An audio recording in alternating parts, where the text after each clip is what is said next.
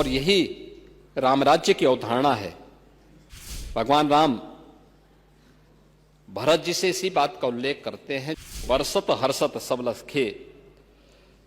करसत लखे न कोय, तुलसी प्रजा सुभाए से, भूप भानु सो होय। देश की के ग्रोथ इंजन के रूप में यूपी की क्या भूमिका है? देश की आबादी का सबसे बड़ा राज्य है और सबसे अधिक संसाधन के बावजूद 1950 से लेकर 2017 तक प्रदेश की जो जीएसडीपी थी वह 12.75 लाख करोड़ तक पहुंची थी। 2017 से जब उत्तर प्रदेश की जनता जनार्दन ने प्रधानमंत्री मोदी जी के नीतियों पर विश्वास किया और इन 8 वर्षों में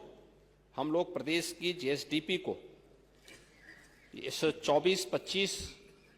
का जो वित्तीय वर्ष चल रहा है, मार्च 2025 तक 12.75 करोड़ रुपए से बढ़ाकर के 27.71 लाख करोड़ यानी दोगुने से ज्यादा पहुंचाने में हम लोग इसको सफल हो रहे हैं। देश की जीडीपी में आज के दिन पर उत्तर प्रदेश का जो हिस्सेदारी पहले 7वें स्थान पर थी, आज वह नंबर 2 पर आ गई है। हम अब देश की नंबर 2 की अर्थव्यवस्था बन चुके हैं। देश के अंदर जीडीपी की जो वृद्धि दर है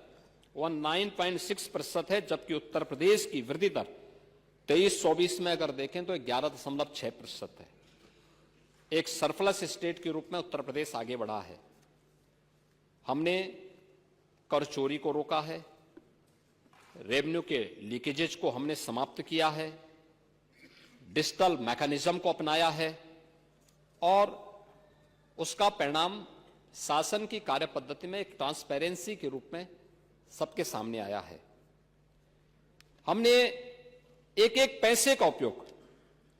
उत्तर प्रदेश के विकास के लिए और गरीबों के कल्याण के लिए उस पैसे का उपयोग किया है। प्रदेश में 8 वर्ष में हमने एक भी टैक्स नहीं लगाया है। आपने इस बात को देखा होगा, जब हम टैक्स की बात कर रहे थे तो मुझे बताते हुए प्रसन्नता है कि पिछले 8 वर्ष में हमने पर कैपिटा इनकम को बढ़ाया है, प्रदेश की जीएसडीपी को बढ़ाने, दोगुना से अधिक करने में सफलता प्राप्त की है और यह पिछले 8 वर्ष में विकास के पायदान पर या हर एक सेक्टर में उत्तर प्रदेश को एक नई ऊंचाई तक पहुंचाने के साथ हम लोगों ने प्रदेश के अंदर जो कुछ भी किया है बिना किसी टैक्स बढ़ाए हुए, यानी प्रदेश में डीजल पेट्रोल की दरें देश में सबसे कम है, प्रदेश में वैट की दर भी सबसे कम है और इस सब के बावजूद उत्तर प्रदेश एक रेवेन्यू सरप्लस स्टेट है और यही रामराज्य की अवधारणा है। भगवान राम भरत जी से इसी बात का उल्लेख करते हैं जब उन्होंने इस बारे में चर्चा की, उनसे कहा कि वे बरसत हर्षत सब लखे, करसत लखे न कोय, तुलसी प्रजा सुभाए से, भूप भानु सो होय। यानी श्री राम जी भरत जी से कहते हैं कि हमें प्रजा से कर ऐसा लेना चाहिए जैसे सूर्य लेता है। जैसे सूर्य समुद्र, नदी, तालाब से पानी लेता है लेकिन किसी को पता ही नहीं चलता, परंतु जब वह बादल के रूप में जरूरत की जगहों पर बरसता है तो सबको पता चलता है, खासकर तब जब जरूरत की जगह पर बरसता है और सभी खुश हो जाते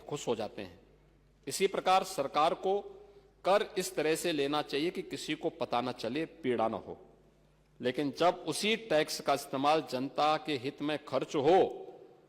जैसे हम लोग कर रहे हैं, expressway, highway, inter state connectivity, medical college, smart city, school, colleges, universities, hospitals,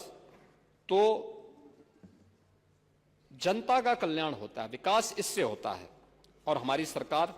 इसी भाव के साथ, राम राज्य की इसी भाव के साथ कार्य कर रही है,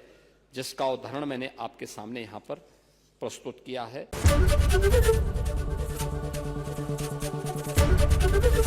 एबीपी गंगा, खबर आपकी, जुबान आपकी।